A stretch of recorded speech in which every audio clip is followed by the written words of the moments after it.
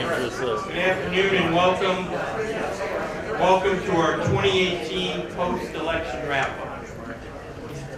My name is Arnold Weinfeld. I'm Interim Director of MSU's Institute for Public Policy and Social Research.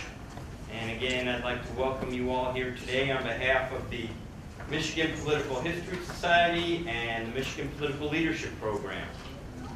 Before we get started, I'd like to thank, first of all, Linda Cleary and Kathy Kutsik of our staff who greeted you as you came in. Linda happened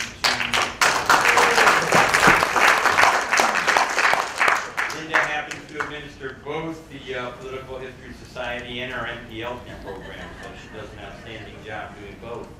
And I'd also like to thank our sponsors for this afternoon's program: Consumers Energy, Michigan Realtors, McAlvey Merchants and Associates, Mervan & Company, Muchmore Harrington Smalley and Associates, and Larry and Kyler Wells.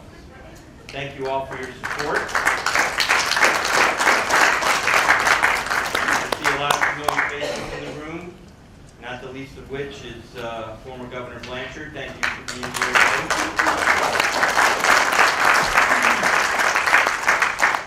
And with that, I'm going to simply turn it over to our Master of Ceremonies moderator, the Venerable Tim Skubick.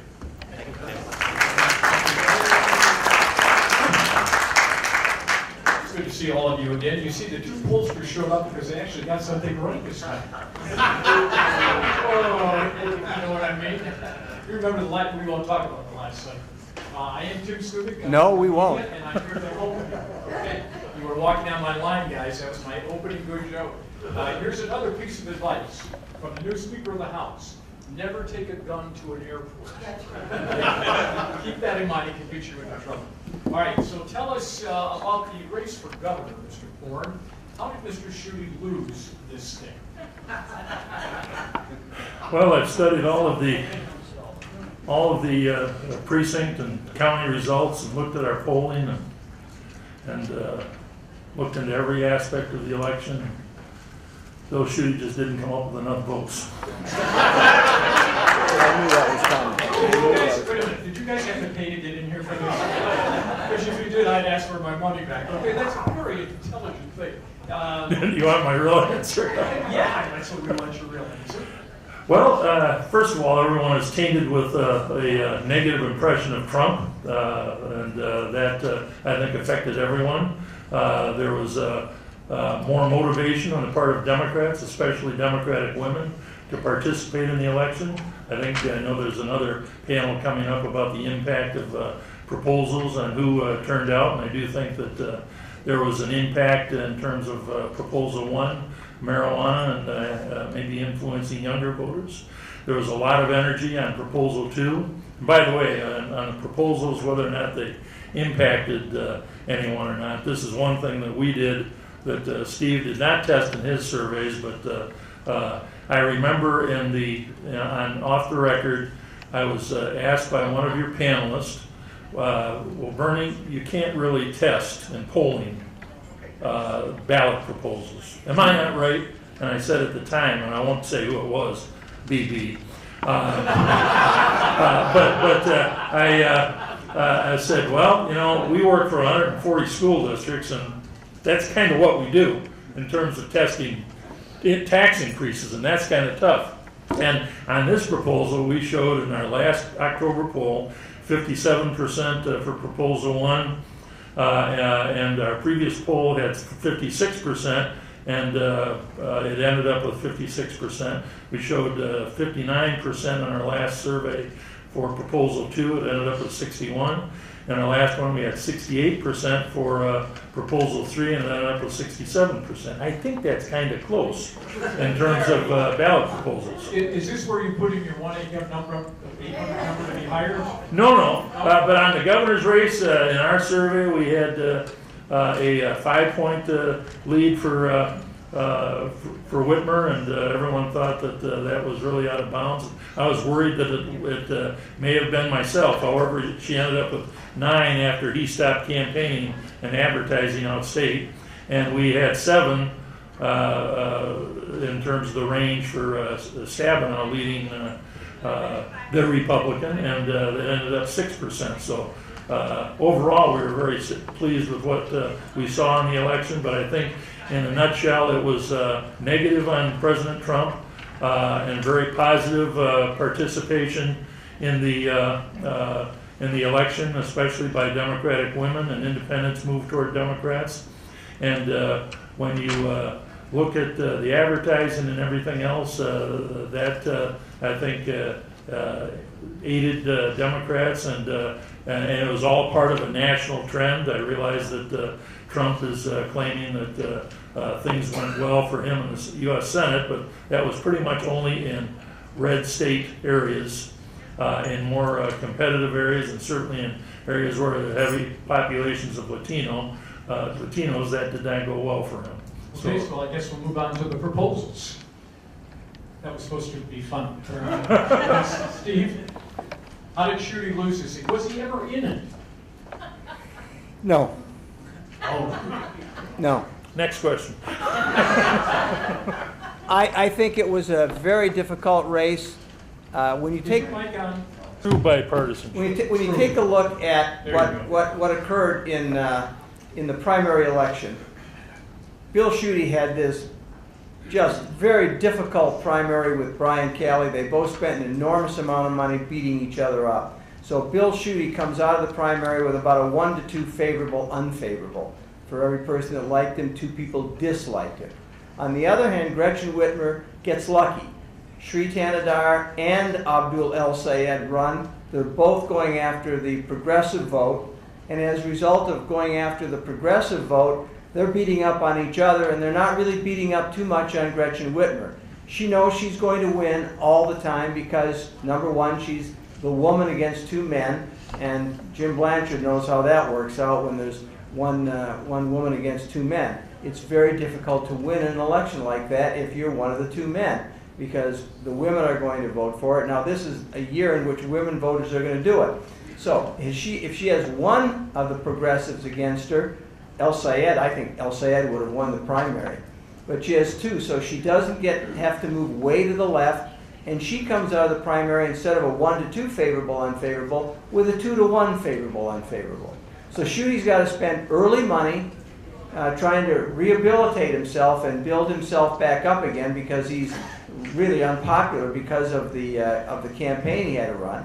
He also had to tie himself to Trump, and this was an election about Trump. You look at the final results, and we kept seeing it in our polling, that among those voters that had approved of the job that Donald Trump was doing, Bill Shooty was getting 87-88% of that vote, and among those who disapproved, Gretchen Whitmer was getting 87-88% of that vote, and that's exactly where it ended up. The problem is only 44% approved and 56% disapproved, and that really tells you about what the election was. This was an election about Donald Trump. The Democrats were always going to get their vote out. They would have walked on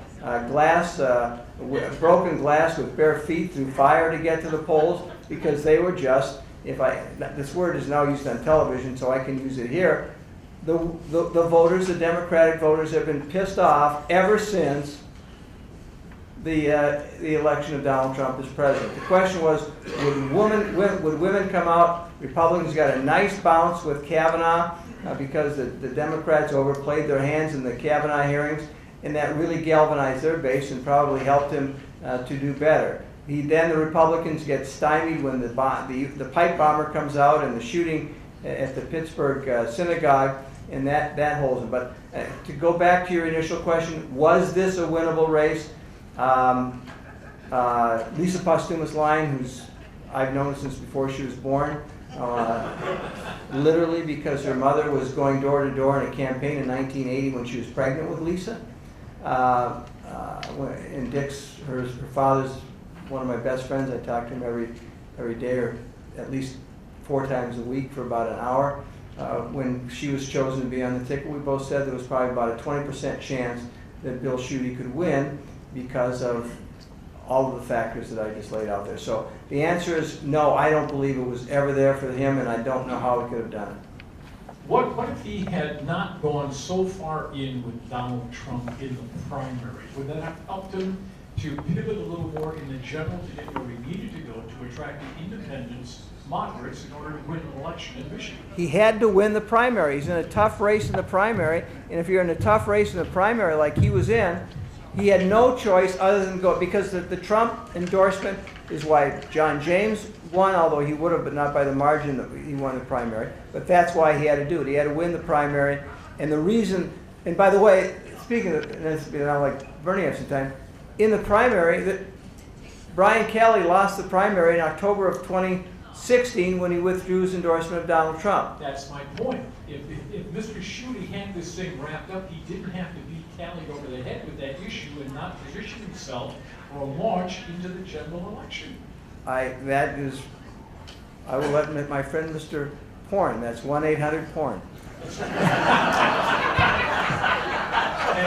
And have your credit card ready. Most popular sites on there is Porn. Okay, Mitchell just... No respect. Can you help me out here? Did he have to go all in on Trump in order to beat Kelly? I think if he had not gone all in on Trump and not shown the kind of support that he could have possibly pivoted a little bit and earned more independent support. But because he had to, he felt he had to respond to the Trump endorsement and even criticize Kelly for not supporting him enough, that kind of locked him in, and the Democrats didn't have to wrap Donald Trump around Bill Schuette's neck. He did it himself. Okay, let me just, if you have a question at any time, just raise your hand so you can participate. Governor, you want to lay one on these guys? I should prepare you. We're not prepared to answer any of the questions. Go ahead.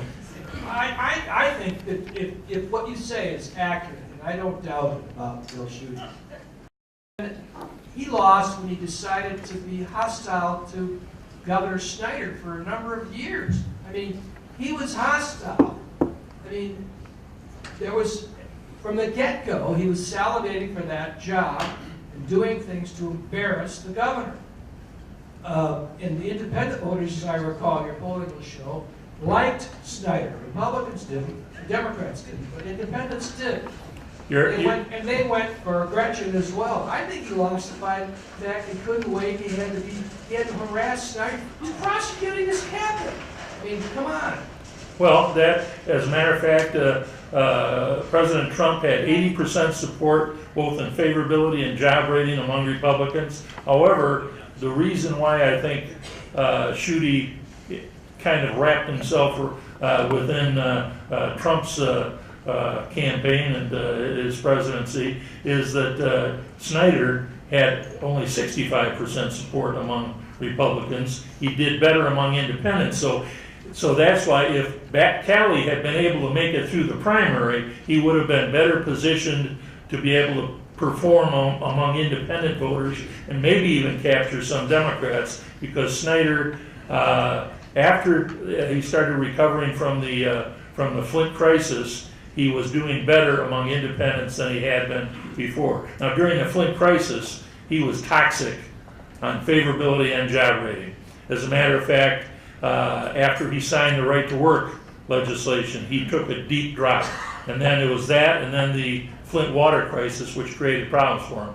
But simply because Trump was more popular among Republicans than Snyder, his endorsement was more effective for Schuette, and Schuette thought he would deal with the general election when it came to it.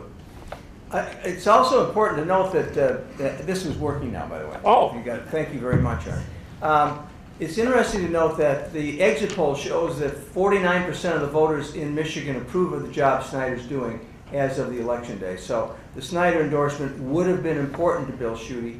But that endorsement that Schuette really needed to have from the governor, which would have helped in the general election, was not going to be forthcoming because he decided to prosecute his Department of Health and Human Services secretary, as well as Eden Wells, both Nick Lyons and Eden Wells, and quite frankly, they went after the governor.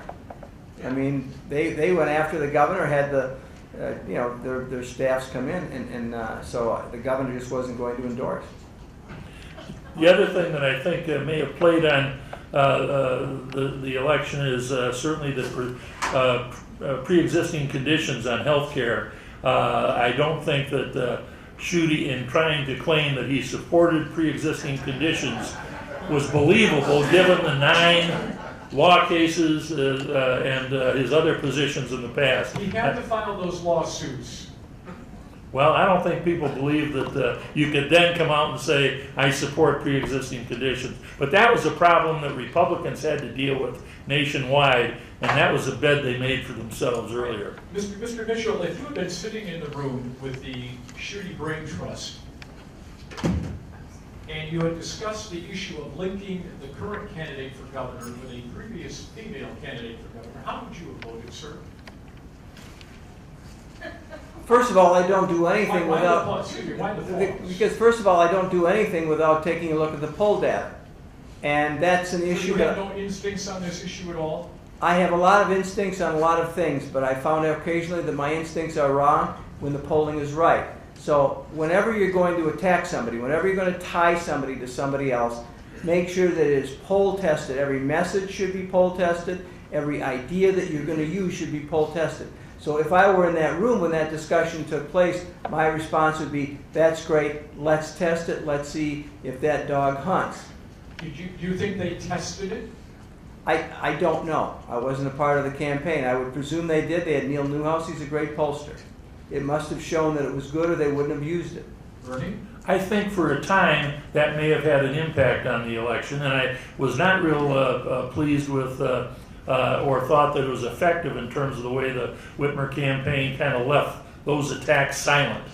The idea of the She called it sexist. well, that's one approach to dealing with it, but also in considering the attachments suggesting that the lost decade and it was implying that Michigan was an island during the economic struggles and everywhere else was fine. And I think that one of the things that the Whitmer campaign and the candidate should have done is point out that Michigan was not an island, and that was a problem that the whole nation was experiencing. Let me try Mr. Mitchell again, because we don't have the polling data, but if you were still in that room, and you know this was the year of the woman, and you know that you had to appeal to independent women that were angry in Oakland County, I repeat the question, would you link Gretchen Whitmer to Jennifer Granholm without polling data? This is something that both Callie and Schuette were trying to do from day one. It's the one thing that Gretchen Whitmer was trying to continuously prevent from happening, and so she would always talk about the fact she wasn't Jennifer Granholm, that she served in the legislature, she had an understanding of the legislative process, and that's an advantage that she had.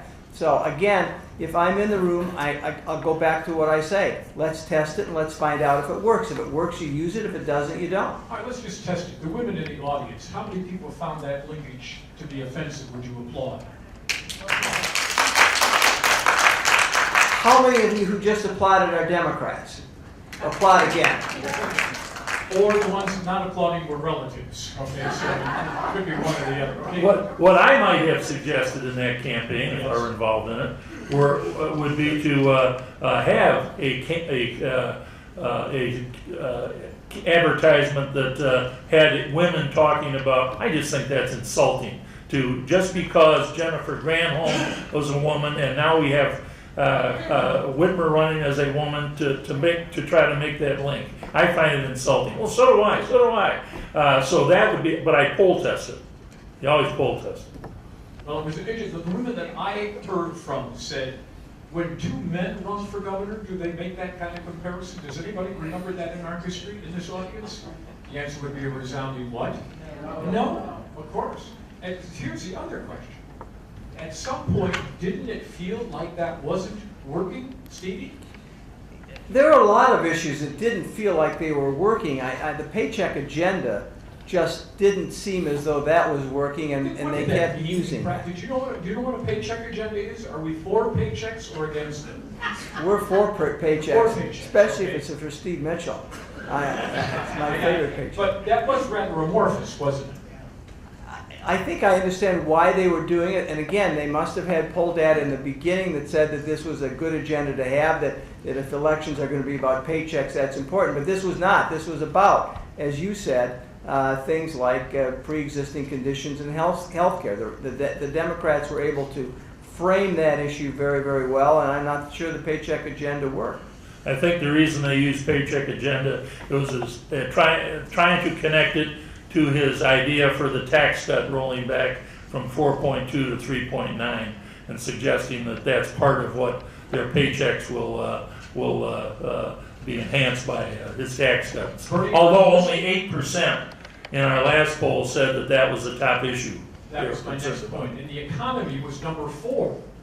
The economy was not the economy stupid. Number 4, so two of the issues he was talking about didn't resonate with the most voters. Is that a fair conclusion? Absolutely. Top issue was infrastructure, and for most of the campaign, Whitmer won on that issue. Education was second. She won overwhelmingly on that issue. Healthcare and pre-existing conditions was number 3, and she won solidly on that issue. Then you had other issues, and taxes was down near the bottom. All right, question here. Thanks, Jake Davison. I was here yesterday for the PSC annual post-election thing in this room, and Zach Pohl said when he was talking with the other campaign managers for Schuette, he said that I don't know how many times Steve Mitchell, Ed Sarkolis, and Bernie Porn need to get things wrong before news outlets start looking for different pollsters. And everyone in the room was like, whoa, I guess Zach doesn't, he doesn't care anymore. But did you hear that? He just ripped, like, you two and Steve and Ed Sarkolis a lot. You're poll Yeah, I'd love to have him come right up to my face and say that. Well, you weren't there. You weren't there, and I'm not saying I agree with that. Any comments at all? I think Anytime he'd like to come up to my face and say that, feel free. I would never do that to your face. That I think would be a wise decision. I can get very ugly at things. Yes, but we do. And Mr. Pohl would find that out. All right, what are the other criticisms of the show? I want to respond to that question too. Okay, go ahead. I would hardly say when your last poll shows that she's going to win, Gretchen Whitmer is going to win by 8% and she wins by 9%, that's bad polling. I'd also take a look at it all the way along the line where my numbers had 13% once, but basically we're running in the 9 to category on down to where we had it. But I mean, I just think that's just a statement. Zach Pohl has been going after us for a long time. I'll tell you who he likes. This is what he likes in a pollster. Somebody that shows his candidate as far ahead as humanly possible. He likes somebody that shows it at 12 points or at 14 points. And that's the person that gets called out as a good pollster by him yesterday. So, and that's what he likes. The guy that had it at 17 points in the U.S. Senate race. That's the one he liked when everybody knows it was never at 17 points as late as that pollster had it. That's what Zach Pohl likes, because that benefits Zach Pohl's clients, the Democrats, because that shuts down the money to the Republicans. So he's a hack, and you can quote me as saying that. I'm a hack as well, but I don't criticize people who do a good job and tell them that they don't. Steve, how do you really feel? And come on up to me, Zach, and you can tell it to all three of us. And on another issue that I like this one. Let's stay on And by the way, I responded on Twitter last night to Zach. You know, I just think that stuff's sort of unnecessary. I didn't do a particularly good job 2 years ago, but 4 years ago, I was out by 2% in the governor's race and 1% in the U.S. Senate race. So, you know, you look at the body of my work from 1986 until now, it's pretty Peter's going to good. get us back on subject. Here you go, Peter.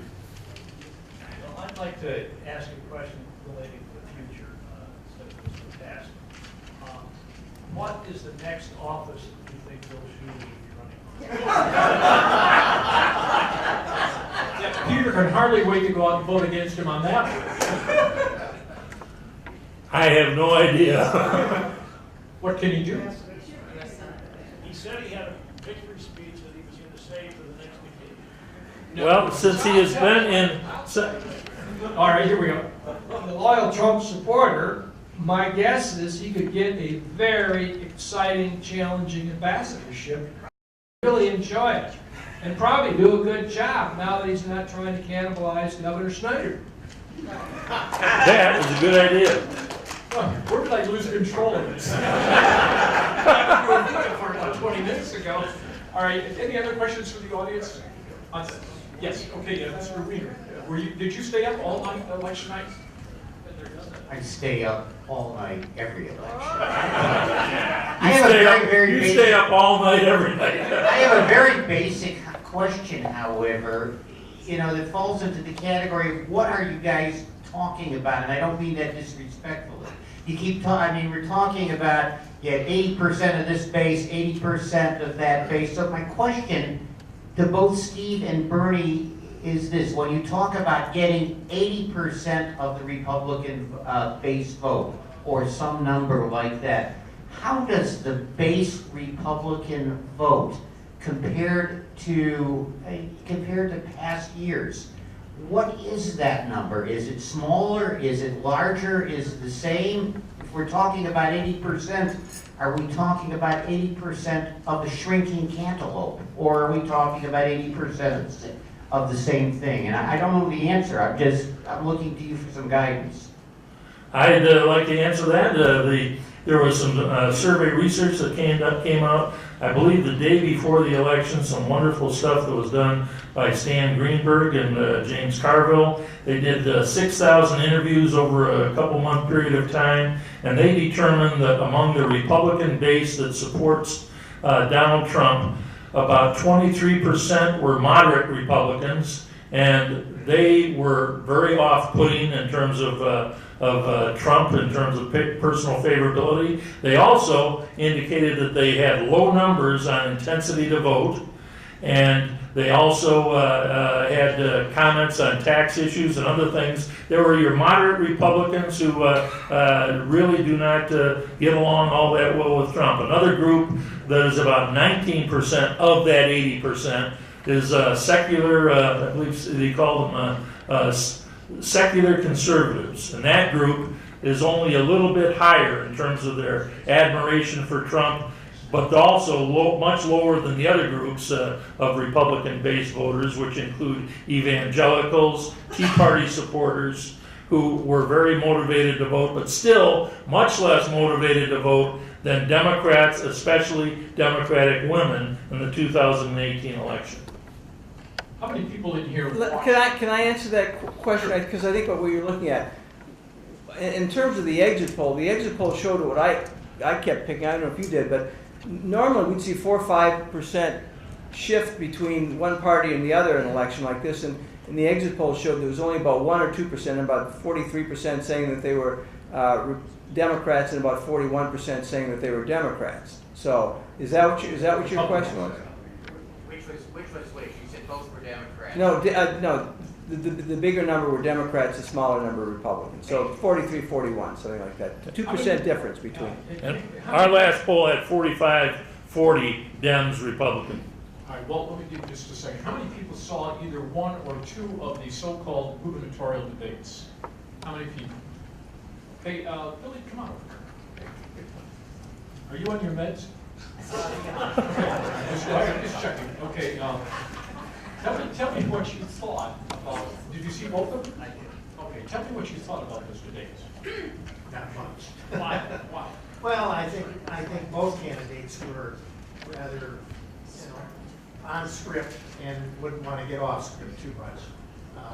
Schuette in particular, and although I do think that the future governor was sharper and a little bit more responsive, but overall, at that second debate, she pointed out he had used the same terms over and over again. And neither one really came up with much specifics, because you really don't expect that much. I think the important thing is that we go forward and not go backwards. That apparently was the important thing there. Did you think he overused that just a skosh? Forward, not backward. Well, he did use it a lot, no question. 15 times in the second debate, because I counted them. And we had a drinking game. I was drunk by the end of the Say it again, Billy. Say it again. All right. I would say, though, there were no major faux pas created by either candidate, and that's certainly what you would hope for. is that they don't screw it up. Do no harm when you do those debates. You know why there was no screw up? There was not one follow-up question from a moderator in any of those debates. Can I get an amen? If we could have found a third grader that could read, he or she could have asked the questions. And there was, as a journalist, I was offended by that. And I think as a viewer, you should have been too. And let me just give you a little backstory on this. The debate rules were negotiated by the two candidates who got in a room, and the TV stations who own the airwaves basically sold their souls in order to get the debate. I think that is a disservice. Can I get an amen on that? Amen. Thank you. And we ought to change that. The broadcasters ought to grow a pair and say, we'll decide the debate rules and not you guys. And if you want to play, come on in. If you don't, to hell with you. I have a more question about women and their vote this time around. If you've had a chance to look at this, 52 or 3% of white women have voted for Trump. What do you have some stats? I know you're saying suburban women, that kind of thing. What exactly happened with women's vote this time? We know lots of women got elected. We're running and got elected. But did those white women abandon their Trumpism and vote for Whitmer and others on the ticket? Is that what happened? According to the exit polls, suburban women. According to the exit polls, among women, Whitmer won 59 to 38. That's a plus 21, and Schuette won 50 to 48 among men. So it was women that generated this. If you look at 18 to 44-year-old women, 66 to 30. If you look at 45 plus voters, 56 to 42. So women really were the pushers in all this, which we always knew. So this was there's no doubt this was a pink wave in this election, and women came out. And in fact, yes, among white women, the exit poll showed that they supported Whitmer over Schuette. One thing like Bernie, one thing I want to caution: this is a midterm election.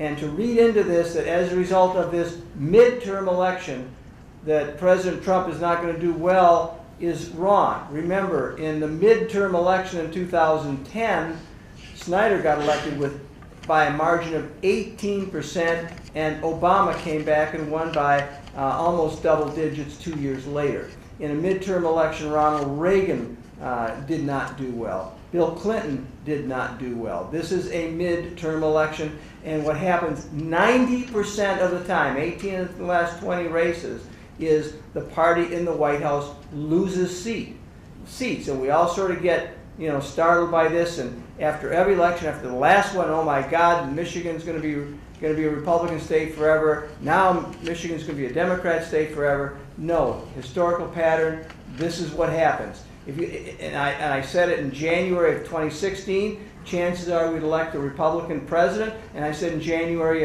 of 2017 that we'll probably elect a Democrat governor, because that's the way it goes. Were there women that voted for Trump that voted for Whitmer? I have not gone into the exit poll that far, but Or did you have a sense? I'm sure there are. I am positive that the percentage is probably very high that would be the case, and especially among suburban women, with suburban white women. I trust you. There's one other thing I want to mention before I forget, and that is that there was a pink wave, a little kind of a ripple of blue wave in Michigan. What there was nationally is a Democratic green wave. Democrats across the board in congressional, gubernatorial, U.S. Senate races had about 50% more money than the Republicans had. And as we all know in politics, it's the golden rule. He who has gold rules. And so you're going to do well if you raise a lot of money. Well, first I want to co-sign Tim on the whole lack of follow-up questions as a former journalist. It's painful that there weren't any follow-up questions. Just to follow up what she said, I'm curious about the youth turnout, African American turnout, urban area turnout. Youth turnout was not what one would expect it to be. It was only 11%, 18 to 29-year-olds. In a presidential year, it's twice that. It's almost 20%. So the youth turnout was big, but it certainly wasn't as large as I would have thought it was going to be. African-American participation was about 12%, which it's been for a while, so they had good African-American participation according to the exit poll. The kids were home smoking pot. Here we go. I had a question on your art. Midterm 4 years ago, the turnout was 3.1 million roughly. This time it was 4.3. Your numbers came out right, but did you get lucky, or did you actually, were you able to anticipate pretty much what the likely turnout was going to be and how it was going to be composed?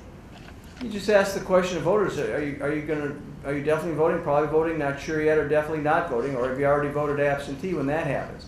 And that's how you weed it out. You call people and you determine that they're a registered voter. Then you sort of use filter questions to determine if they're going to vote. So yes, that's how you do it, right? And we have a database of voters where we have a relaxed series of questions, as well as the voters that we poll.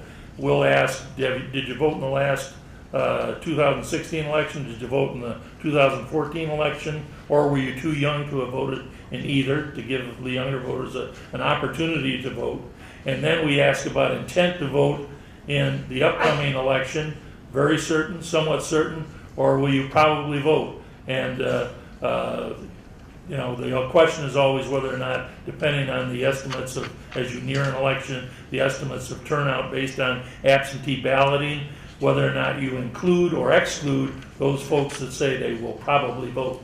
And this time, because of what we saw in the primary, we kept those folks in to accurately measure the likely turnout at the higher level turnout of a midterm election. I'm wondering about the continuing effect of gerrymandering. When I look at the women's wage, and I look at Gretchen Driscoll, and I look at Kelly Rossman McKinney, it didn't happen for them. And so I would be very interested in your speculations about 2020 and the continuing influence of gerrymandering. Well, when you look at the fact that in all of the, back in my former life when I was working for 4 different speakers of the House on the Democratic side, whenever we had an election where it was a wave and all the education posts went Republican, why, we knew we were in trouble. As a matter of fact, in 1984, with Mondale on the top of the ticket, actually, I was sitting with a friend, and when he said, raise your taxes, Reagan's going to raise them, he said, won't admit it, and I just did. I said, oh, there goes Macomb County. And the wave was so strong that we almost lost, because it was a normal type of redistricting plan, and we could have easily lost control. When you have that type of a wave, in terms of the Democratic base sweeping all the education posts, normally you will lose the Michigan House of Representatives, and you could lose you're likely to lose the Michigan State Senate. And if it's a plan that's drawn so that either side could win in a normal election, when there's a wave, you're going to sweep who's ever on the short end of the stick. And that didn't happen this time. So either House Democrats in their campaigns underperformed, or there was a little thing called redistricting that may have placed limits on that. And the same thing with state Senate districts. And even at Congress, with a wave like this, Democrats picked up 2 seats to be even, and one very, very close with Alyssa Slotkin. And so, you know, the redistricting does favor Republicans now, and I, having drawn lines twice before, I am all in favor of having this new procedure where if I had my druthers, you'd have a system, a computer system with all past voter history, and whoever draws the lines with the computers where the most number of seats for Congress, state Senate, and state rep are competitive and even up for either party to be able to win, that plan wins. And it could be done easily. And this proposal and procedure that will be put in place, hopefully that will be what will transpire. Quickly, Steve. We've only got a couple more minutes, and we've failed to talk about the fact that we had a very competitive U.S. Senate race that was decided by only 6%, a newcomer going against a 3-term incumbent. And I think there's an interesting question is, what does John James do next? He was obviously captivating, galvanized a lot of the Republican vote, had a run against a real tide against him. And so I think that when you look at what the future is going to hold in politics, it would seem to me somewhere John James has a place at the table. If I'm John James, I'm announcing for the U.S. Senate race in 2020 today. Or again, you could be Ambassador John James. I want to go back to your comment earlier. Of course, you were right, Steve, when you said in midterms the party of the White House loses seats. But what's remarkable this year, by the way, we had two that were gerrymandered to be Republican seats, and yet Haley Stevens and Alyssa Slotkin won those, which is an incredible victory. Now, both highly talented candidates, but again, that's because we really had a waiting here. What I wanted to mention, though, which I find interesting, is here we had the strongest economy we've had in many a moon, although middle-class incomes have stagnated in many areas, but an incredibly strong economy. And yet, we Democrats have now gained more seats in the Congress at any time since the Watergate, which I benefited from 44 years ago. We will have gained more seats in the House than any time since Watergate. And my thinking is if Donald Trump would just play golf for 2 months, stayed out of those rallies, stayed out of his Twitter, Republicans would have done a lot better. I think the rallies, Jim, I disagree with you. I think if he shut up more, he would have helped himself.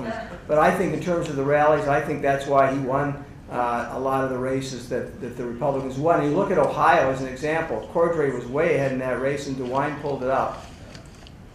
Okay. They won Republican states. All right, the magic clock on the wall says we need to give a great round of applause for our two pollsters.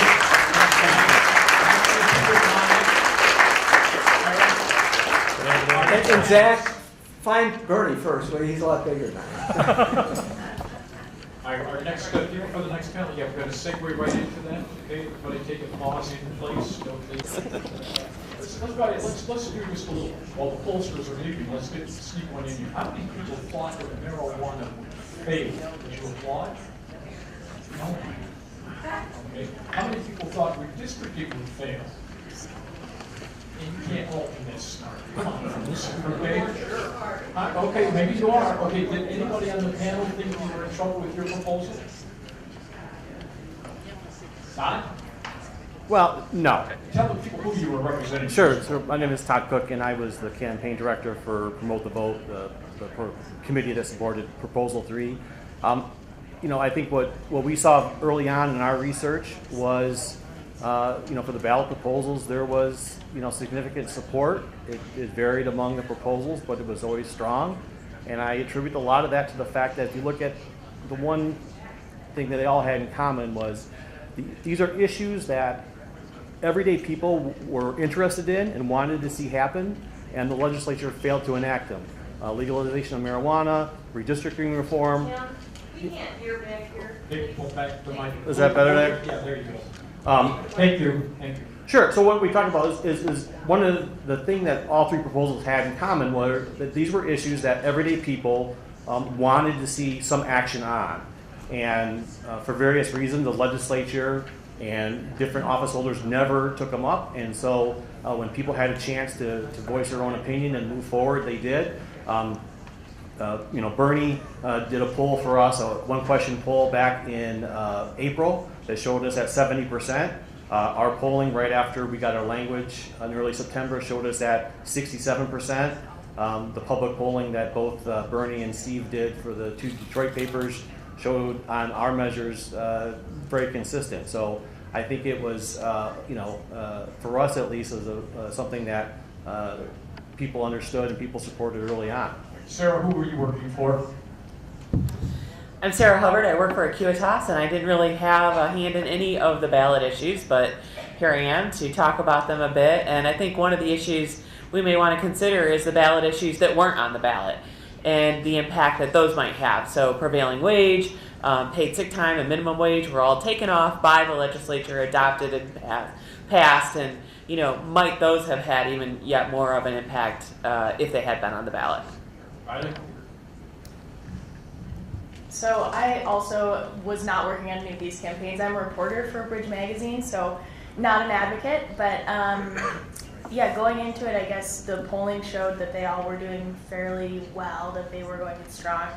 But I think it could have been anybody's game. I shadowed Katie Fahey of Prop 2 on the day of the election, and she was feeling good most of the day, but even going into their party on election night, she had no idea what was going to happen. When you were out on the campaign trail, did you get any sense that people's eyes were glazing over by redistricting and I had people say, who's gerrymandering? Was that him? Was he running for office or what? Did you ever run into that? You know, surprisingly, people were really animated about gerrymandering this election season. I followed a canvasser one time for the NP for a story about sort of their volunteer apparatus, and there were some people that they knocked on doors and they were like, this proposal sounds really complicated, and that was a big criticism of the proposal going into it. So I think it was kind of mixed, but people really did have an interest in learning about it and got on board, I guess. At the time, your proposal didn't have any opposition. How many candles have you lit since then? Quite a few. And that was one of the things, I think, the big unknowns we were looking at. But to go to your point about eyes glazing over, you know, one of the issues, I think all the proposals, as we talked to people about getting support, and especially on the financial side, was, well, there's going to be this huge drop-off. Well, you know, the reality of it is that just didn't happen. If you look at where the numbers finished up, we had 4.3 million people show up. That's 1.1 million more than normally would be expected. And the drop-off for the three proposals was between 2.8% and 5.2%. So you think about the idea that, you know, 95% of the people voted on all three proposals. And that's not 95% of a normal turnout. That's 95% of a record-setting turnout. So I think what was interesting is people's eyes didn't glaze over. They went all the way through the ballot and they completed it all the way down. You know, I think for us, it was clear early on, having some conversations with various people in and around Lansing, that there wasn't going to be much opposition. But at the same time, I've been told that before, don't worry, and then woke up to, you know, texts and emails about campaign ads coming out. But I think, again, I go back to the fact that these were issues that, you know, people have wanted for a long time, and unfortunately, for various reasons, couldn't get the legislature to move on them. Do you have any sense that the Republican legislature in the lame duck may revisit your issue, sir? Well, I think certainly, unfortunately, we've come to this point where we have a very cynical attitude, which is, if I look at, in my opinion, you know, how they're dealing with the two proposals that they passed, and then now we're going to come back at. The cynicism there is disappointing, to say the least. And so I do think there may be a chance. I mean, we have some protections because it's a constitutional amendment, but certainly there are some issues that you hear rumors about, and we'll be monitoring and reminding people that, you know, 67% of the folks voted for this. That's Democrats and Republicans. We got 500,000 more votes than Governor-elect, you know, Whitmer. And that's significant, and that people should take that into consideration when they want to make changes or devise strategy. And that 56% of the people voted against the emergency manager law, and they came back and changed it, right? Absolutely, but so in your rumor mill, let's do rumors, because that's what we report. We don't do arguments anymore. We just do rumors. Okay, what are you most worried about them going in and trying to muck around with? Well, I think some of it is just the you know, changes in how our system has worked in terms of the basics of, when it comes to our proposal, you know, things of what's the definition of proof of residency? Could you, in fact, one of the more extreme rumors I've heard is a rumor that there'll be some kind of commission that will be set up to water down the ability of the Secretary of State to run elections. You know, take some of the Secretary of State's power away? That's one of the more extreme ones I've heard, yes. And who would get to appoint the commissioners if I don't know the answer? Well, you know, the latest rumor would be, you know, obviously that the the majority leader of the Senate and the House Speaker would get the power to appoint that at preview. So we'll see. I mean, it certainly would be a dramatic change from how we do things now, and I think a startling change. And I'm hoping that cooler heads will prevail and we'll focus on more important issues in lame duck. We have a question here. Yeah, I have always had the impression that to get a yes vote on a referendum is required, anticipating a 10% or 15% drop off. I mean, I think it was always perceived to be much more difficult to get a yes vote on a referendum than it was to get a no vote. I'm wondering whether any of you sense that this is a bit of a harbinger, that the victory of all three of these campaigns, when you combine them, is an indication maybe of an increasing frustration with legislative processes and an increasing dissatisfaction or disaffection with the notion of representative government. Maybe we're moving more toward the day when difficult issues will be taken up by the people more readily than they have in the past. So, Go ahead, we'll both take that one. the Center for Michigan, which does like engagement survey every year, found this last year that faith in legislative leadership was really, really low in Michigan across the political spectrum. So it's not surprising that that might be the case this election season. I don't know that it's necessarily any predictor of what's going to happen next. I have heard though that there might be changes to that initiative process in the future. So who knows what's going to happen with it? But I think certainly people turned out this election with an interest in, doing something outside of the legislative process. I'd have a little different answer to that too, Rick, is that I think what you're seeing is some of these national funders with a policy agenda see Michigan as very fertile ground for these ballot issues.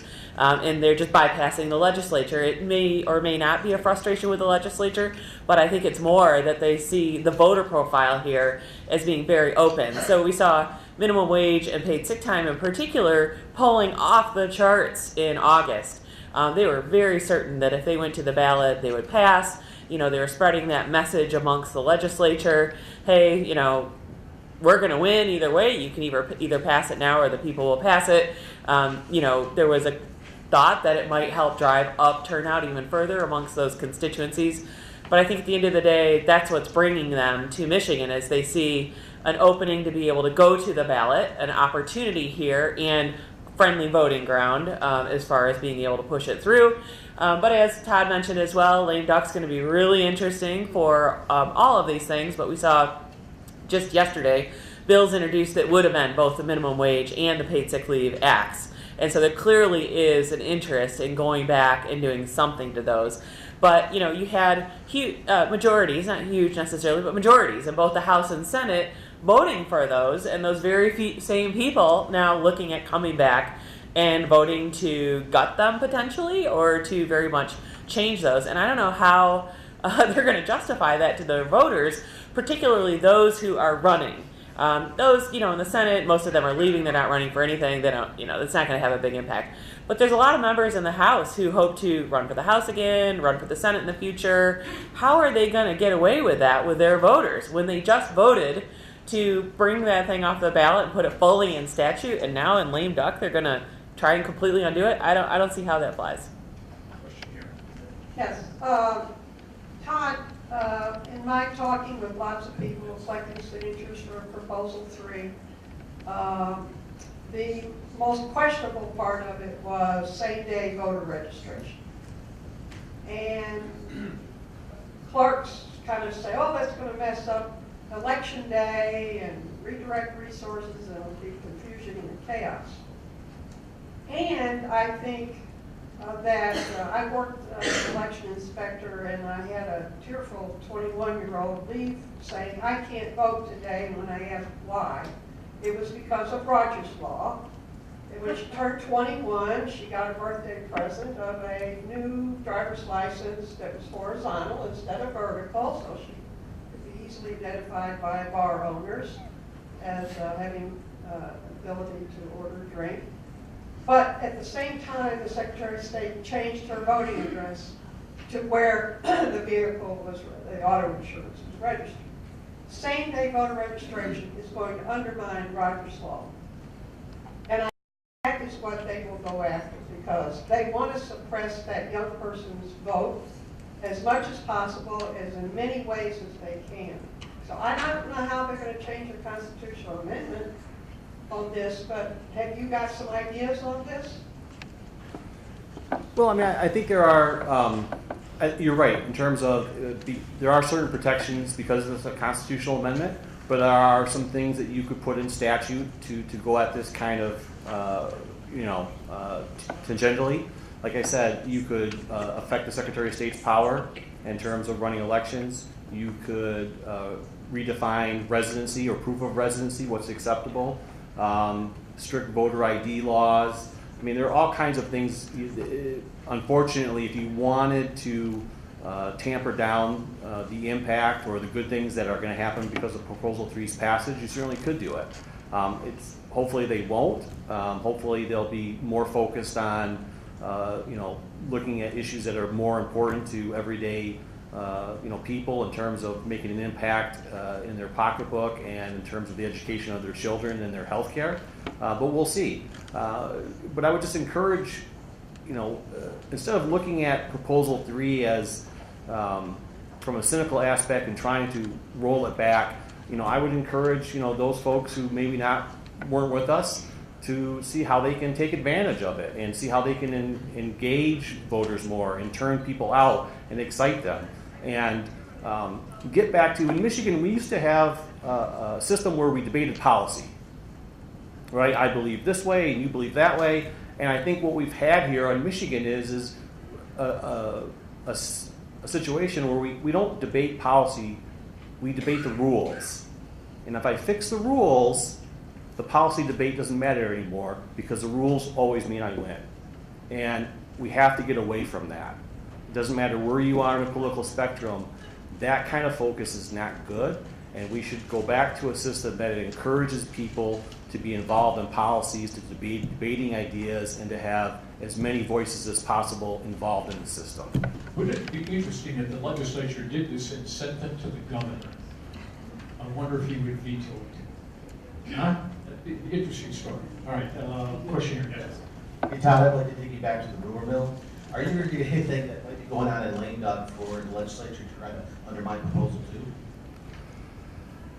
2? I'll be honest, for selfish reasons, I haven't been with my ear to the ground as much as that, but I think you'd have to. I mean, I think it would be naive to think that only one proposal would be challenged. I mean, Sarah's addressed what's going on with minimum wage and paid sick time. I've talked about some of these rumors. To think that there would be some efforts to deal with Proposal 2, I think would be naive. I don't have one off the top of my head, quite honestly, but I think that's where it is. But again, I would just come back and I would encourage legislators to look and see that Proposal 2 was overwhelming. Proposal 2 passed in 60 counties across the state and a dozen more that were within just a point or two. And so the support there was pretty significant. And to push back on that is, I think, just the worst part of cynicism when it comes to government. Peter, go ahead. Let me ask you about Proposal 2. I saw a lot of television. I didn't think the opponents had a strong hand, but I thought, well, I'll ask you, could they have played that hand any better than they did in their television commercials? Could proponents have played any better too?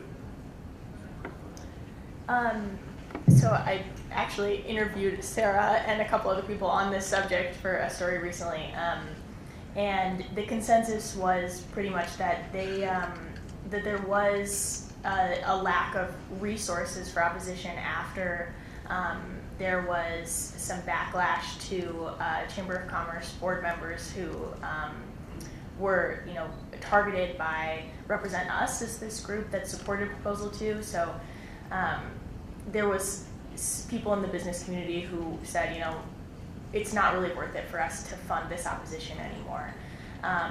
so that's one thing that I heard as a way that, I don't know, I'm not a strategist, so I don't know what they could have, how they could have framed it differently, but they certainly had much fewer resources, and in the last quarter, we really saw that. I think it was, Protect My Vote had $3 million, and Voters Not Politicians had $15.5 million. I think honestly, the no on two side got caught flat-footed 2 times. The first time is they put all their eggs into one basket and thought the Supreme Court was going to save them by keeping it off the ballot. And so that was the first time I think they misstepped. I think the second time was when that didn't happen, just from a strategic standpoint, they should have had immediately gone on the air and defined the issue. And allowing the energy to continue around Prop 2 just slammed the door at any chance of them, coming back. I mean, you felt it. I mean, I can just tell you, as somebody who spoke to a lot of different groups and talked to all kinds of different voters, I've never seen a situation where one Supreme Court ruling got people so excited and so enthused and so kind of motivated. And when when the no side didn't get that Supreme Court to save them, I think it put them on their heels. It also projected a woman into the Supreme Court, didn't it? I'm amazed. Did the voters figure out that she made a courageous vote by not? Do you think they did? Okay. Yes. In light of that last conversation, what I've been pondering was, Todd in particular has emphasized the attention on issues. I think that these issues are important to people. And I was just curious, in talking about the no on 2, to the extent that they were out advertising, one of their messages was this is a constitutional amendment. It's going to go into the state constitution to be permanent and so on and so forth. This attention to issues, though, elides that distinction between, say, an initiated law statute and a constitutional amendment. Do you think that's something that moves anyone, that anyone really cares much about, whether it's or is it just sort of legal nerds who are interested in the distinction between an initiated law and whether it's sort of more permanent because it's of constitutional significance instead? Or is it just really about, is it an issue that people care about irrespective of the vehicle? I'd just say I think it was a huge issue in the election when they were able to run a no on everything campaign and able to get that message out there and what it really meant for things to be in the Constitution and drive that home. There's just no opportunity really to do that this time because of the divisions amongst those who are both supportive and opposed, divisions in the business community on where they were on these various issues. In some cases, they're neutral or even supportive of some of these. So, does the voter have an understanding fundamentally of the difference between an initiate, statute and constitution? I'm not sure if they care. But I will say, for some of these that have been taken off or are in statute now, I think if they are significantly gutted by the legislature, we will see those advocates come back to the Constitution in the future. These are well-funded groups that doing another ballot issue isn't going to matter. And, if they want the policy they want, when you talk about wanting a debate on policy, they're taking the debate on policy to the people. And that's what they want. So I would not be surprised to see that if the legislature goes too far. Yeah.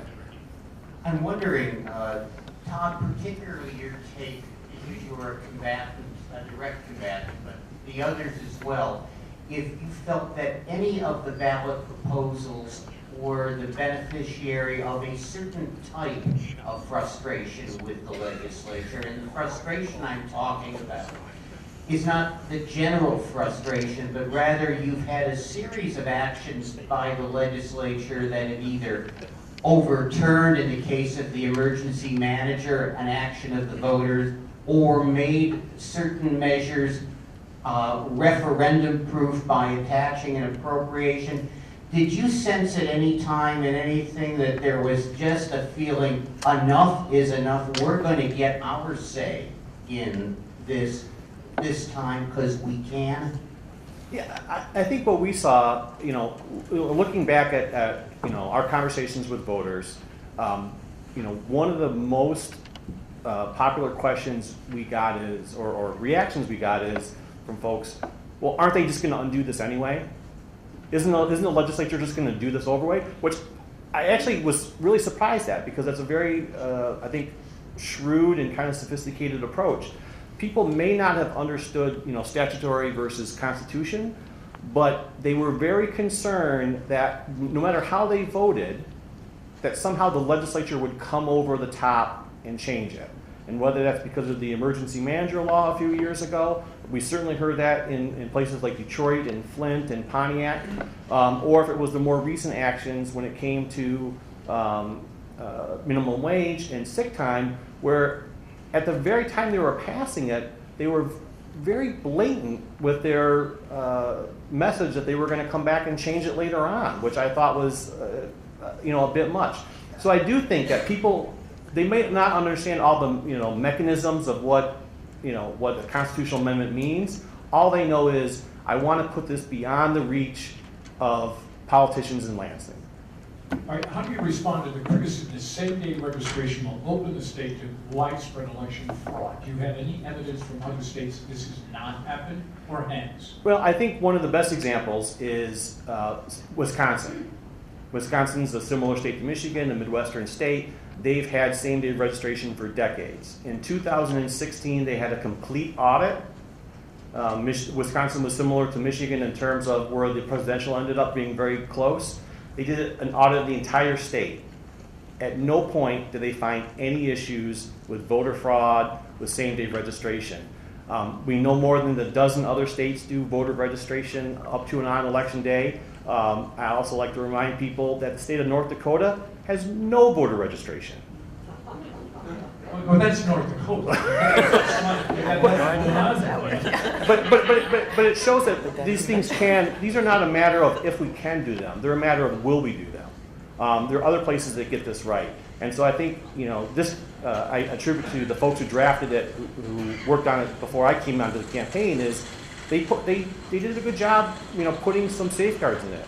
And if you look at it, the idea is you have to show up in person, you have to register to vote before an elections official who has access to the qualified voter file. And I remind people, the qualified voter file is something that every clerk has access to in real time. So the instant a change happens in Detroit, you see it in Iron Mountain. And so putting those safeguards in place, I think, reassured a lot of people and let them be more comfortable with it. The other thing is I always would get in these debates with the other side, and I said, well, which is it? On the one hand, you tell me 96% of the people are registered to vote, and on the other hand, you tell me all these people are going to show up on election day and register. Well, which is it? It can't be both. Well, you could have larded this thing up with a lot more stuff. For example, starting early voting by 2 or 3 weeks, like they do down in Florida. Did you guys consider that at all? I think one of the things that when the ACLU and the League of Women Voters and NAACP first started having discussions, they were really interested in having reforms that were proven in other states, but also weren't going to tax the system already in place in Michigan overly. And certainly, we got asked those questions about mail-in, mail-in ballots and all kinds of different things and changing it. But I think, working within the system as it currently is, but pushing it maybe to its limits in terms of access to absentee ballots and things like that, made people feel comfortable and allowed for good policy and good politics to come together. So what do we have to look forward in Michigan when we have absentee voting for everybody based in other states? Will we basically not have to go to the polls at all, and we can just close the polls down and everybody vote by mail? Well, I think what you saw this year, right? You saw record percentages for an off-year election in terms but there's a debate as to whether that was just cannibalizing the people who would have done it. It may not have been a net gain. I think there is something to be said about that, but I think also the other benefit is relieving the pressure on election day. We see this over and over again, that we see tremendous pressure, especially in urban areas, on election day, especially when it comes to presidential elections. So having people be allowed to vote absentee just relieves that. One of the commercials we ran on the radio in Detroit was a woman who was a custodian at Detroit Wayne County Airport. She lived in Northwest Detroit. every day she had to drop off because of daycare, go out to the airport, take a shuttle from where she parked to the terminal, then come back. And unfortunately, under Michigan's law, the idea that you're busy or that you're a single mom isn't a good enough reason to get an absentee ballot. And so allowing people like that to vote, I think, will be helpful. And again, I think there's a good chance that we'll see some relief at some of these polling locations that you see these surge voters coming to and stressing things out. How many states have absentee ballots for anybody? So there are 38 states that either allow absentee ballots for everyone or have early voting. And the difference is this, basically. Early voting is I go into a precinct like I normally would, and my vote is counted right then and there. Versus an absentee, which is you send it in, they're collected up, and then on election day they're counted just like all the other votes. But 3 dozen states already have some form of early vote or no reason absentee. When you say they are counted, but they aren't announced, Correct. there's a huge difference. Yes, absolutely. We could finish the election in 2 weeks. Yes. All right, I want to talk to my friend here, Mr. Sorg. You looked a little bit on Proposal 2, right? There, there. Okay. Don't try to be funnier than you want, okay? Was there a lot of discussion inside the circle that this is, that people just don't get this, that it is so complex? And I found it interesting that you went to cartoons to educate the public. Stroke of genius or stupidity? Stroke of budget for starters. What does that mean? It's more economically would compare the commercials for starters, and we were operating on fumes until the Wait, last you had year. $13 million, baby. Yeah, it all came in at the end though. Up to the point where we filed our petitions with the Secretary of State, we had virtually no money. We did it for what, $500,000, Jen? Something like that? But to your point of the complexity, the week before we announced the ballot committee back in February of 17, the town hall, in cooperation with League of Women Voters and Michigan Election Reform Alliance over East Lansing High School, Sunday afternoon, beautiful weather, it was actually golfing weather in February. We had 620 people there, and they stayed. And I don't know how many dozens of them signed up on the spot as volunteers. To me, that was the clue. We really were onto something then. And 2 weeks later, I did the town hall in Marquette, and I had 75 people show up. Did you ever focus group this issue? We didn't have money for research. We didn't have money to do anything. We literally had no paid staff, going up to the point where we filed for getting on the ballot with the Secretary of State. We finally had to bring in a law firm for reasons that we didn't want to do. We had to do it. And we finally brought, the only big bill we had prior to that was really bringing in practical political consulting to review the petitions for us, make sure that we were submitting accurate signatures. So you were just flying blind on instinct? Absolutely. We were flying blind on instinct, naivety, enthusiasm. That was just amazing. Well, that was a part of the enthusiasm, absolutely. But for the most part, it was people who had never been involved in politics. I was the resident political hack. And I'm a nobody in the political process, but still I was the only one who had any contact at all in the political world. What was the average age in the room of the people that were just geeked to get in there? Well, that's why Hinesky and I came in. We had to get it older. It was mostly. He was 65. No, it actually wasn't. In terms of the people who organized this, it was millennials for the most part. The volunteer force that ended up getting the petitions was a lot older, and I think that was a function of time availability as much as anything. But in terms of the people who actually put this thing together, for the most part, it was very young people. Wow, it's an amazing thing. Talk about your experience doing that. I am so encouraged about the future of our state and our country based upon observing this army of young people who don't know that they might fail, that they were just, here's our objective, we're going to go for it. One of the best things that happened, there was something called a redistricting coalition. It was 20 some odd good government groups. I'm going to tell a story out of school. The League of Women Voters and the ACLU saw this young effort going for it, and they wanted to take it over. They said, oh no, you can't make this happen. You need $1 million before you can even start. This is what you're telling the kids. That ACLU and the League Yeah. of Women Voters are telling the kids, no, you can't do it. You need $1 million before you can ever get started in this. Happily, Katie and the board of directors, which I have to serve, told Avery Moss and friends, go take a long walk off a short dock. We're gonna do this. She sued you. Hey, It was the ACLU. yeah, it was the ACLU. And Do I have to explain all of this material? And so, There we go, let's go with that. yeah, and so, the millennials didn't know any better, that they faced the possibility of failure. They just kept pushing and pushing. Where were these kids from? All over. Really? Katie came from Grand Rapids area. Jamie was Troy. Angie Wang from University of Michigan. Amelia Young was working in marketing in Oakland County. I mean, it literally was formed on the internet. The story of Katie's internet post on Facebook is real. And then she reached out to us because she needed somebody who actually knew somebody in Lansing to help out a little bit. Because they knew nobody. She found me I was on the redistricting chair for the Michigan Election Reform Alliance. She literally found me on Google. Well, moreover, they didn't know each other before either. No. None of them Some of these people, we'd have phone conferences, we wouldn't meet each other in person for like 2, 3, 4 months. So sans the internet, this thing would have failed. This was a creation of Facebook. When it started,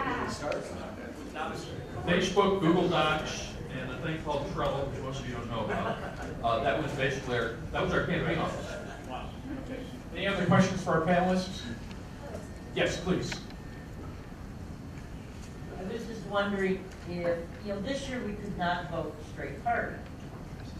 And I have had friends in the past who voted straight party and ignored the judgeships and proposals, they just went zip, just to get in and get out.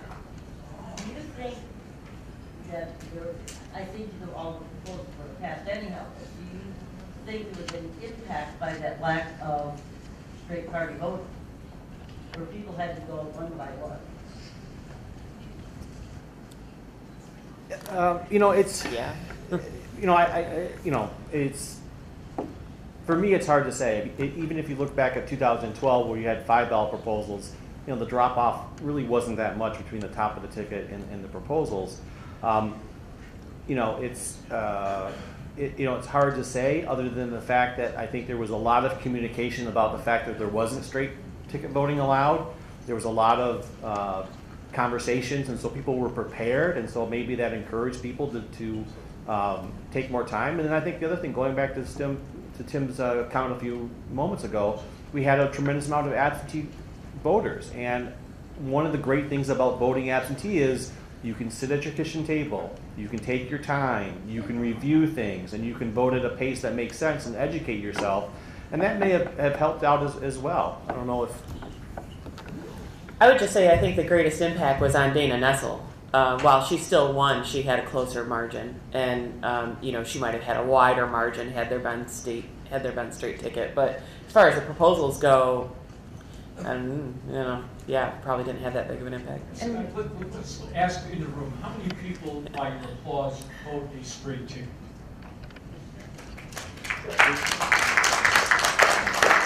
Honest goodness, you guys vote a straight ticket? So you've never voted for a Republican or a Democrat in your life? I'm sorry, what? No. In general, if you have a straight ticket option, always, whatever. All right, any other questions for the panel?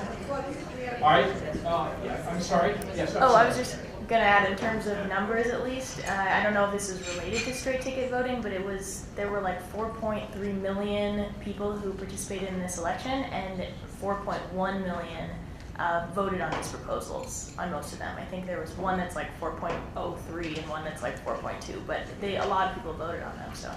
Okay, we're going to have you pause and place. First, this commercial message from a former governor. We're here at MSU, and on the 27th of November, we are going to have Cokie Roberts here for our public service forum. And she, in addition to talking about what's going on with Congress and all the changes, which will be more clear by then, I think, I'm also going to interview her about her life. And what you don't know about Cokie is she was the daughter of a congressman, grew up with the Kennedys and the Johnsons. Her mother ended up being a member of Congress after her father was killed in a plane crash. But Cokie's been involved in politics and in the media and in journalism for over 40 years. So it's a fascinating life that she's had. In addition to the fact that being a practicing Catholic, her husband is Jewish, so they celebrate a lot of holidays. Anyway, it's going to be a fascinating evening, and you can get tickets by going on WhartonCenter.com, November 27th. Sparky is who was with me, we'll have some handouts here, but we'd love to have you there. It'll be a great night. Thank you. By the way, I think these panelists are fabulous too. Thank you guys for the inclusion. And are our reporters here yet? Any of them? Oh, there we go. Here, move to our next segment.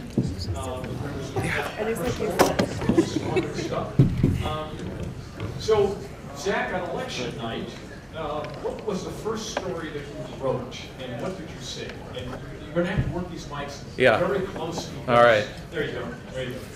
All right. I think the very first thing that we wrote was news update on Whitmer beating Schuette. I mean, you just knew it was going to be a huge shock if that went a different direction. So, I mean, I had an alternative ready just in case, but I didn't anticipate needing to run it. The headline was Whitmer blows it? Yeah, that's what it probably would have been. No, so I had that ready to roll. I also had story ready to roll on Proposal 3 passing because I figured that was just going to roll to a huge win. And those were the sort of the first two things that I had at the ready. How about you, Emily? Definitely the governor's race. I had that one pre-written. Like Zach said, it would have been surprising if it went the other way, although I did have background written for it going a different way. But yeah, I mean, that was pretty obvious pretty early on. Darcy, did you ever think there was a point that Mr. Schuette was in this race? What? I think I got the broken mic somehow. Oh, no. I think it was pretty ominous when Snyder didn't endorse him, and there was kind of tepid support from within his own party.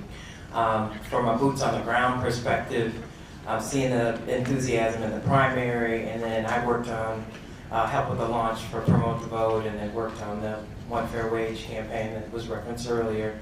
And so when we did canvassing and then we did phone banking, there was definitely a zeal for people to get out and vote. So.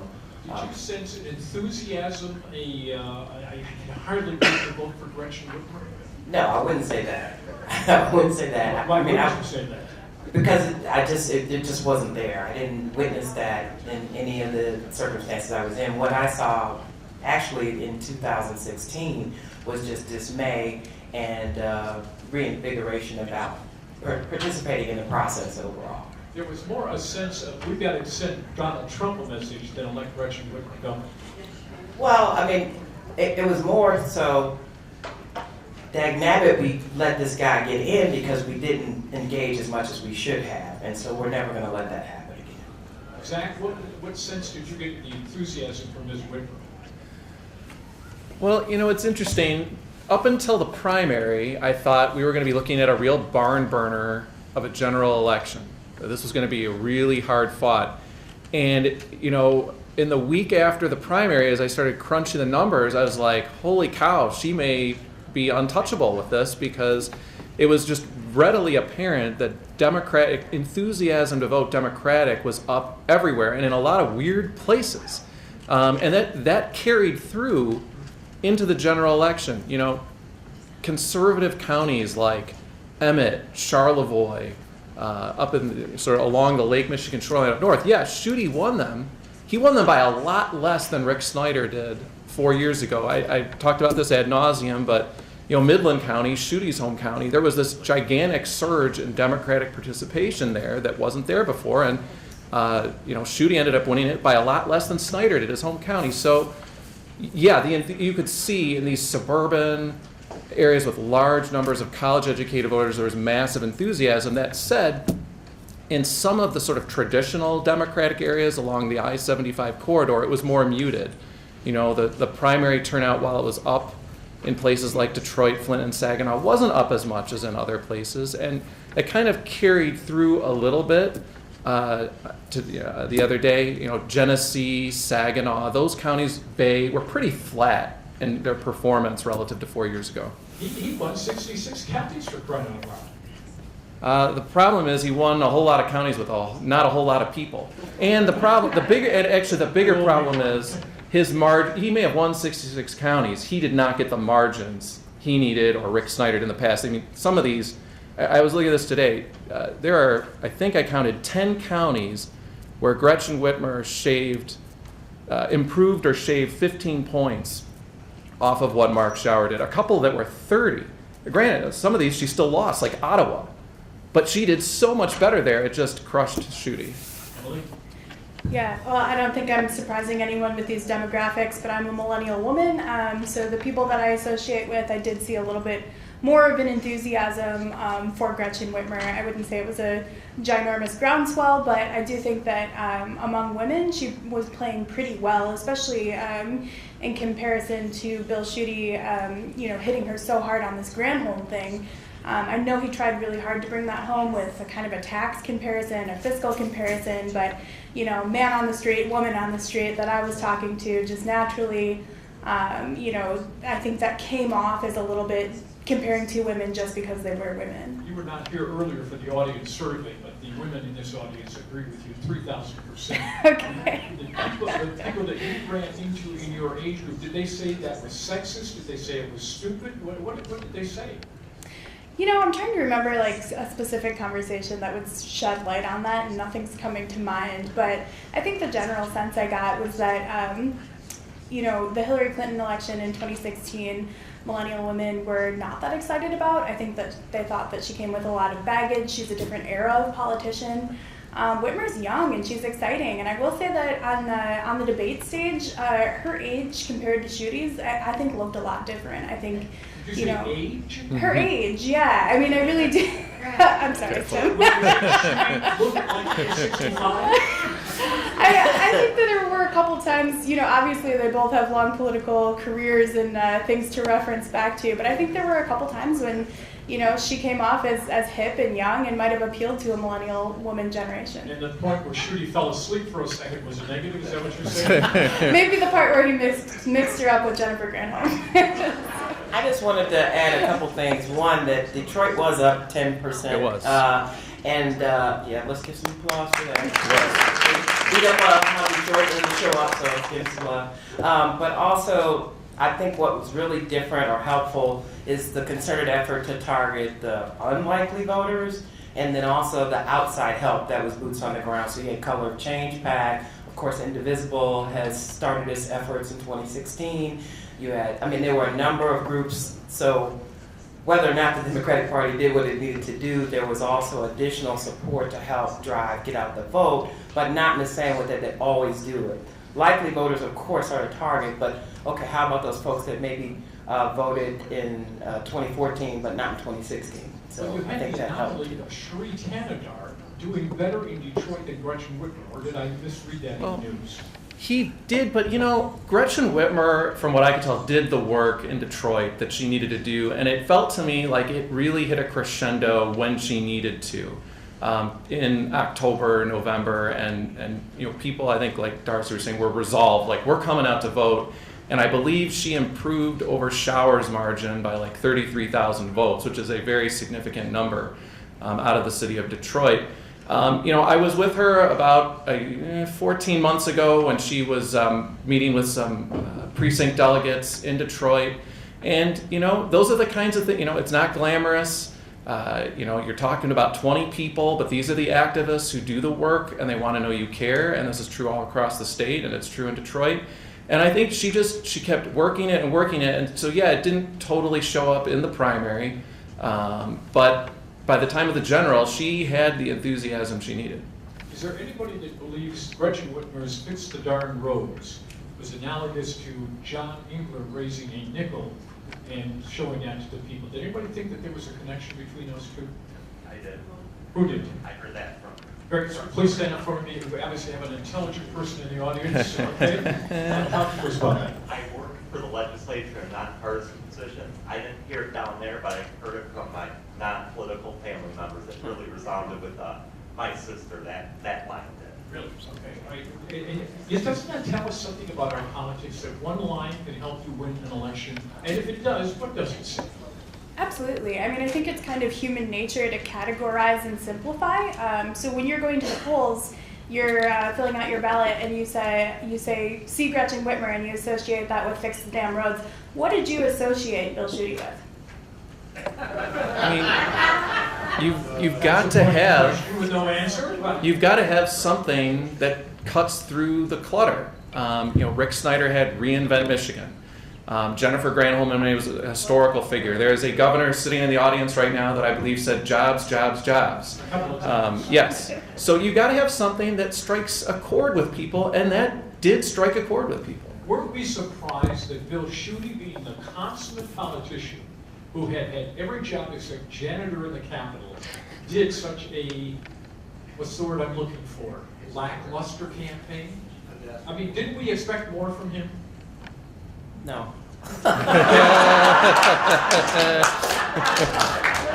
right, so much for that question. Why not?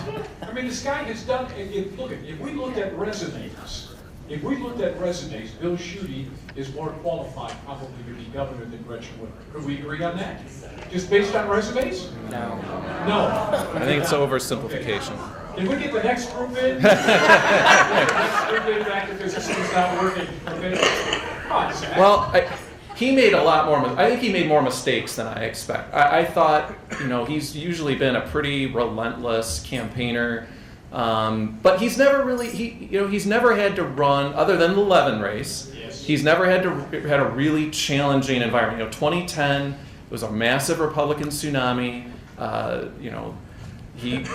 He was just simply able to carry through over David Layton, and he ran below Rick Snyder by quite a bit. So it wasn't like he was that impressive. That said, he made some mistakes along the way here. His whole message was tuned for the 1990s. Tax cuts, the paycheck agenda. The economy is going really well. When one of my mentors once said, politics is all about the pocketbook versus the circus. And when the pocketbook is good, people focus on the circus or other things. And this year, I think the circus is Trump, clearly. But then there are other state bread and butter issues, which is what Gretchen Whitmer catered to. I mean, Schuette ceded the roads issue to her. He never really had a good plan on roads, and that is a mistake. I mean, Mark Schauer never really had a plan on roads, and that put him in a box, even though Snyder hadn't gotten anything done. As of the 2014 election, there was at least a sense he was trying to do something. So, you add those up, the Granholm message. I mean, how many times do people talk about politics is about looking forward? I mean, Schuette himself was saying we're going forward, not backward, yet his whole message was backward. I mean, who cares who was governor 10 years ago? I mean, tons of people who are voting now weren't even living in the state or registered voters 10 years ago. Well, and don't forget how well she did when she ran the Yeah. last time. It presumes all those people who supported her, and that huge margin the last time she ran just went away. I mean, I don't know. There are too many mistakes to count. And Lee, as a reporter, was Mr. Schuette forthcoming with answers to questions? No. I felt like that was a trick question. Now I'm not being forthcoming. No, I mean, to give credit where credit's due, Bill Schuette, when he rolled out his campaign, when he made his announcement on his home turf at his Midland barbecue, played this video. I don't know if anyone else remembers it, but it was, very inspiring. We're home of Rosie the Riveter and the auto industry and all this historical footage, and we're going forward. We want to make Michigan a great state. Stopping just short of make Michigan great again. He kind of had this idea, this paycheck agenda, he called it. He said he was going to be the jobs governor, the paycheck governor, not just that people are getting paychecks, but those paychecks need to get bigger. Those are are all interesting ideas. I would have loved to hear more about all of those things, but he never backed them up with concrete plans, and I think that did help to kind of undermine his campaign and what he was saying, because his catchphrases didn't seem to correlate to anything he was actually proposing. What was interesting, and this happened, his road program was 4 parts. One, we're going to do an audit of MDOT, right? Okay, so I asked Mr. Schutte, just give me a ballpark of how much money you think you might save with that. He had no answer. Okay, it might have been 0, could have been $3 billion, he had no answer. Second one was, let's get more guarantees and warranties in the roads. Okay, Mr. Schutte, how much would you expect to get from that to go to the roads? No answer. Mr. Schutte said he would walk through the door of the White House and bring back money to Michigan to help fix the roads. How much was that, Mr. Schutte? You got me, man. I don't know. And then the fourth one was, which I'm trying to remember, oh, yes, the state budget. I'm going to find state budget money. Mr. Schutte, where will you go in the state budget to find the money? Bill Schutte. You're and forgetting. I said, will you guarantee that you'll hold education harmless? I can't say that. So there were his 4 things to fix the roads with no dollar amount on any of them and no self-disclosure, no meat on the bones. And Definitely. His road plan actually started out with one concrete number. He said he was going to take $250 million that the state saved from prevailing wage and put it into roads. I think I wrote a story that busted that apart. Essentially the study that he was citing said that the local governments would save the bulk of that money in local school districts, not the state. It wouldn't be available to put into roads. So he stopped using that number. But, the issue, I think, is that a lot of his plan was already happening. It's not like road warranties don't exist already. I think that was pointed out multiple times. MDOT goes through, I think, 20-something audits in the last several years. MDOT's audited pretty frequently, and I don't know what kind of savings you could expect to find there, just because, on a fiscal level, if a department does have extra money, it's lapse funds. It goes back into the state budget. It's not like MDOT is Scrooge McDuck sitting on a pile of money. So. Let's fast forward to now Ms. Whitmer, with a divided government, asked to cooperate and vice versa, Republicans with her. Zach, what's your reading of the tea leaves at this juncture as to whether she could pull that off, and will the R's pull an Obama on her and say, not in your life, we're not going to work together? Boy, it's tough to get into the crystal ball. I do know, Gretchen Whitmer is definitely coming in with a pretty savvy understanding of the process. I think she said the other day, I'm not coming in thinking that the legislature are employees. And that's a problem that, can bedevil a governor. They could get frustrated and feel like, I've got these great ideas. Why won't you do them?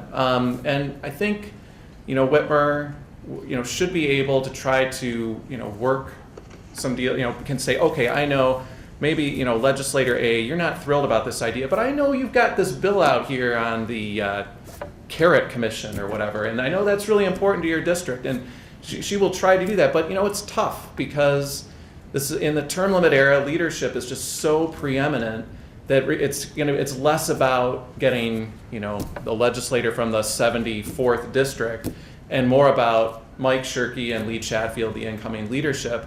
And this is a new group, and it's going to be, really interesting in the first month or two to see what kind of a relationship they can get together. When she goes to the legislature with her fee increase to fix the roads, is it DOA? Well, I think she has a big problem on her hands, and we asked her about it before the election, which is she's given everybody a get-out-of-jail-free card already, which is her bond proposal. If you're a member of the legislature, sure, and she's asking you to, she hasn't proposed anything, but let's just say, for example, she proposes a 10-cent per gallon gas tax increase. She was evasive on that question. She was, yes. She was. Let's say she proposes that. If you're a legislator who's not thrilled about that vote, don't you just say, hey, what about that bond idea? That sounds really good. Yeah. Do that. And, I think that's a problem for her. And that it wouldn't surprise me at all if that ends up being the direction this goes. All right, let's talk a little bit about the U.S. Senate race. Darcy, were you impressed with Mr. James? John James, or whatever his name was? Don James, of course. Yeah, exactly. Yeah, even Gary Schuster. Not Gary Schuster. Well, I can give a personal story, which is my church is Plymouth United Church, pastored by Nick Hood III, and he has a policy of not allowing politicos to speak from the pulpit, but he'll introduce you in the audience, and then you can stand as people exit and shake their hand. He actually let John James speak in my church. Whoa! Yes, exactly. Was that a vote of the congregation? No, it turned out his dad was friends with his dad, so there's some personal history there. So he made a point of saying that he was violating his own rule. But I know that he did have a pretty, aggressive outreach program with the black churches. He did his best to position himself as, middle of the road to the extent that he could, and so that I think that helped him. But I think standing with Trump, Ted Nugent, and others allowed some people who may not have known more of his background to chip away at some of the inroads he was making. And then, of course, the story breaks on Election Day about him getting money from white supremacist groups. I wish that story had broken about, 2 months earlier, candidly. But he made a heck of a run. There's lots of buzz about, someone alluded to it earlier, about him potentially laying the foundation to run against Peters next time. Maybe becoming Republican chairperson in the interim. Maybe. What did you guys think of the James campaign? I mean, I think you got to be pretty impressed with it. When Debbie Stabenow beat Pete Hoekstra by 20 points 6 years ago and demolished Mike Bouchard by 14 to 16 points 6 years before that, and for him to cut it to 6 with no outside help until late, you got to wonder what would have happened had Republican outside groups done to Debbie Stabenow what Democratic ones did to Spence Abraham 18 years ago, which was a year of just peppering him on television, softening up his numbers, getting his numbers underwater. I think she could have been in a lot of trouble because she's been such an impressive campaigner over the years, but something was off this year. She, people remember the four corners offense that North Carolina basketball used to run in the Dean Smith days. Maybe not, but it was basically this. This is not the audience. Sorry. Let me try. How about the prevent defense? That might be one that catches on more. She did not engage John James. She never attacked him at all. And I think she paid for it in her margin. I saw a couple Democrats ruminating that they never really got to open the opposition research book on John James and have some fun with that. It's not that she did anything bad or wrong, and I certainly don't think she worked any less hard, but there was just something where, she really just demolished Hoekstra and Bouchard. I mean, these two large figures in the party, where their political careers were significantly diminished afterwards. And now here we have, she sort of survives John James, and now he emerges as this, potentially huge future figure.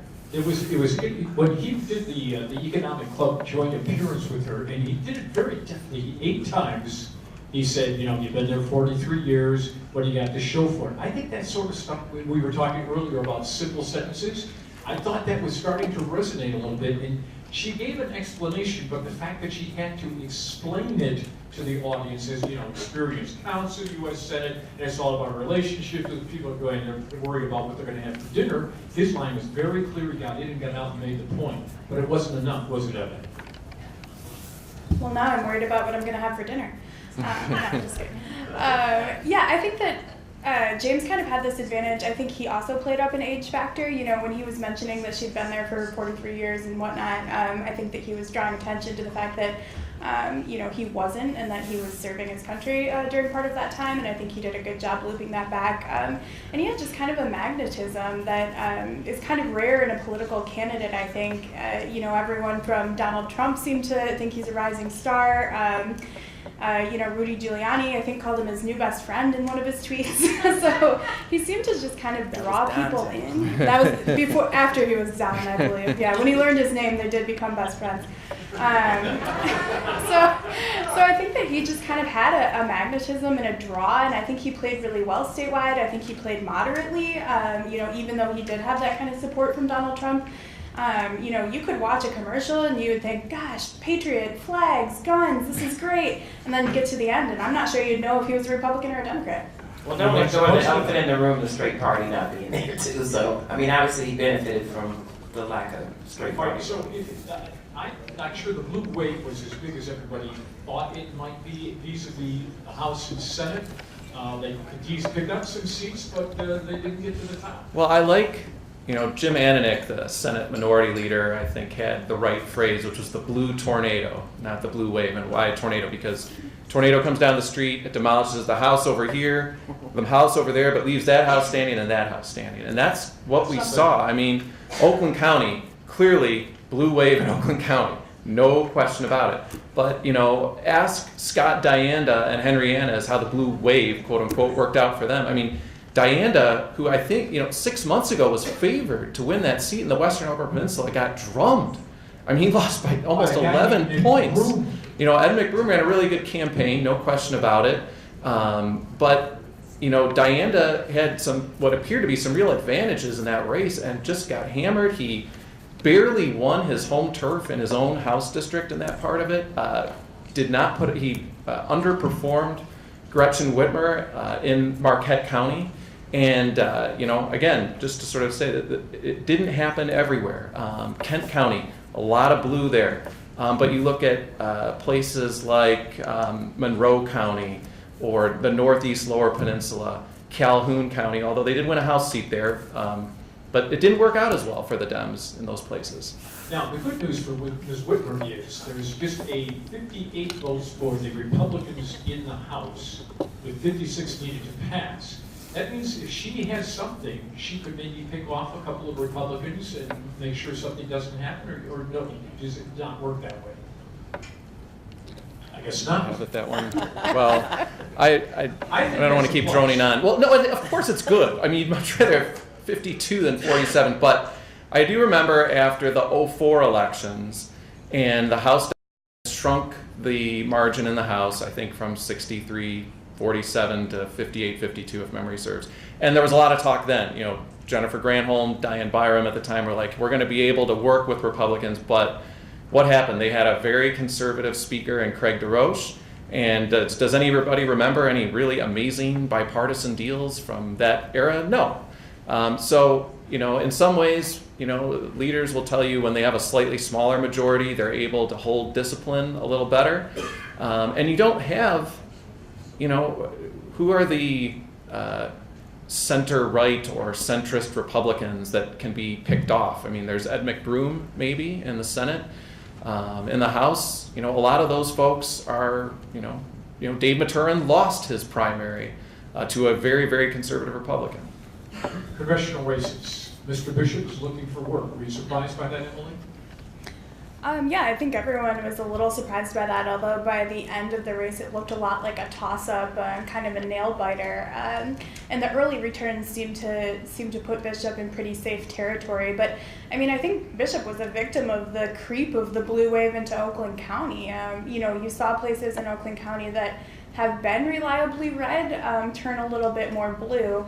And of course that's a weird district anyway. I actually grew up in northern Oakland County, and obviously I live in Lansing now, and just the fact that those are in the same congressional district is always crazy to me, because I've lived both places and they're very different places.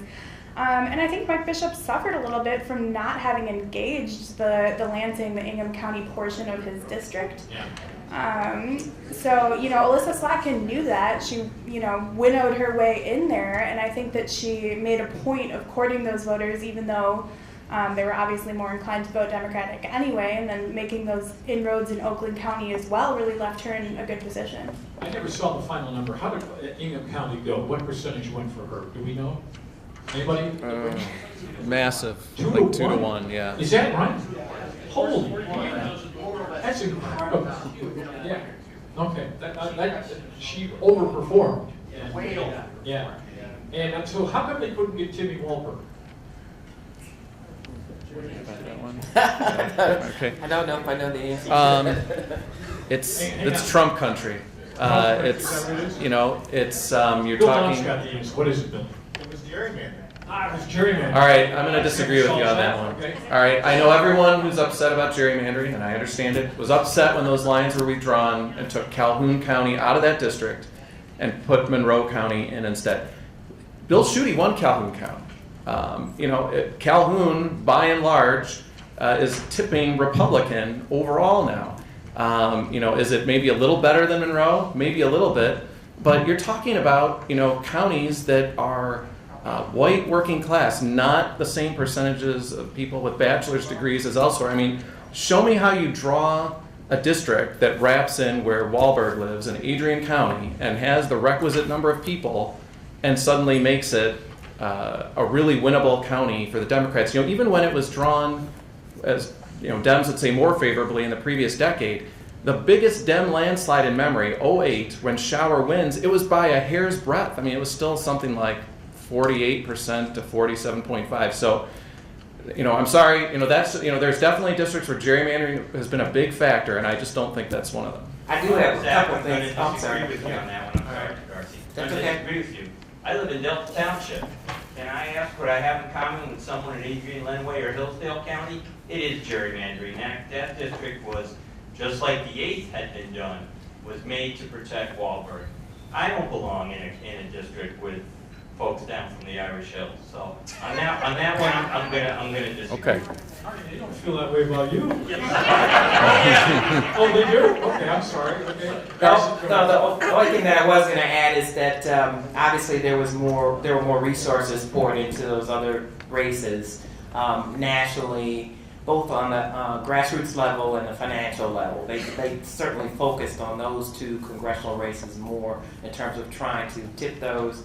And then, but Indivisible as a group, again, they were been working on this issue for quite a while too. So I think there was just overall more support, more effort to help flip those versus with Driscoll. All right, any other questions from the audience? And we'll put a top on this. Going once? Yes, Peter. Thank you for keeping us from the bar longer. Very quick. I think I could describe the district that Gretchen could have won. Debbie Dingell won her seat with about 67% of the vote. We in Washtenaw County would have been very happy to peel off a few townships, maybe even a city or two, give them to Gretchen. Sure. Driscoll, she would be the kind of alliance. On that ominous note, we thank our panelists for their great insight.